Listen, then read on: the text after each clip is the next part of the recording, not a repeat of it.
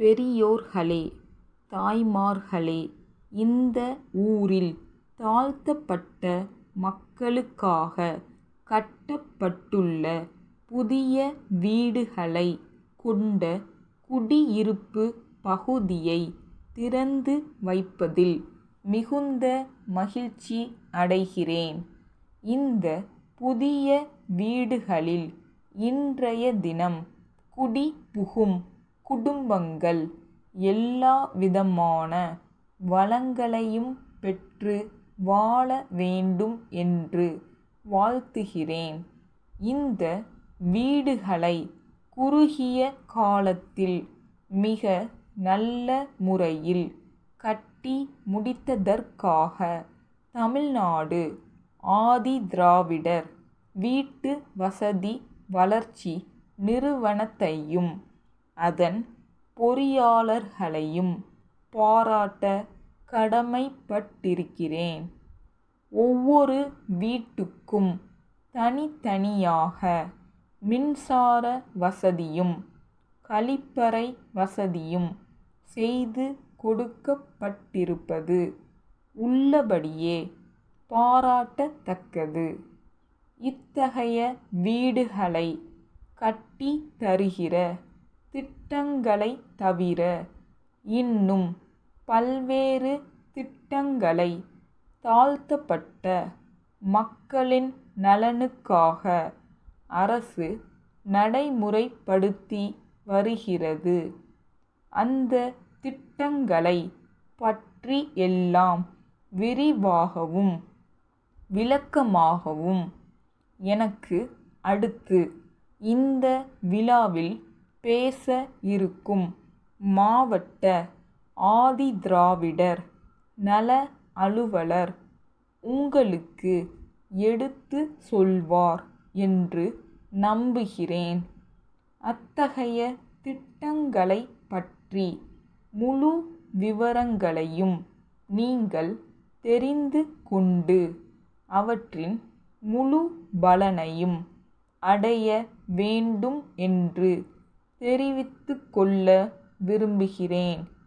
குறிப்பாக ஒரே ஒரு விஷயத்தை மட்டும் நான் இந்த நேரத்தில் குறிப்பிட விரும்புகிறேன்.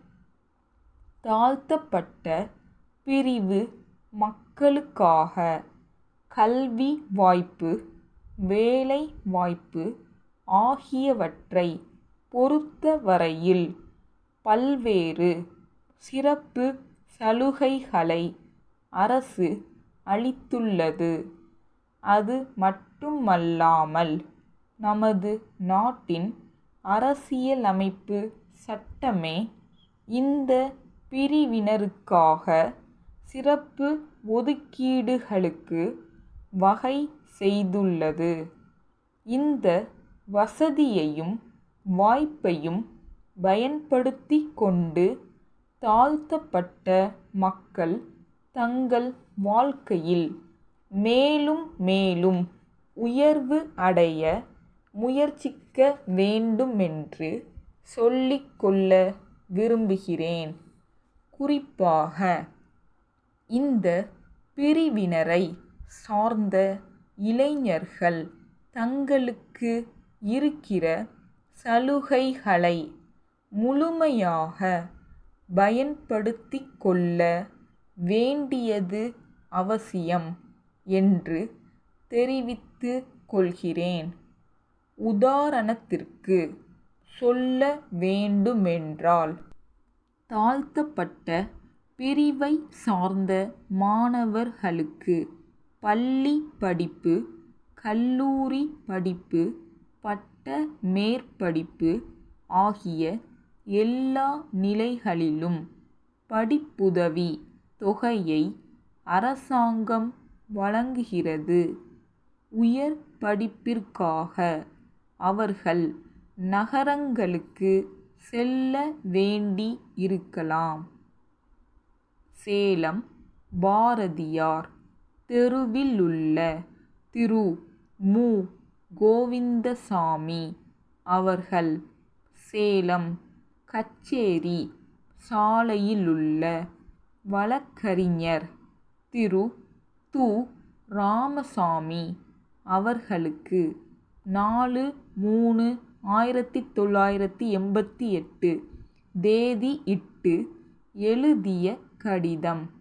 ஐயா, நீதிமன்றங்களில் தாக்கல் செய்ய வேண்டிய பத்திரங்கள் போன்றவற்றை நகல் எடுக்கவும் மனுக்களை தட்டச்சு செய்யவும் நான் ஒரு தட்டச்சு நிலையம் நடத்தி வருவதை தாங்கள் அறிவீர்கள்.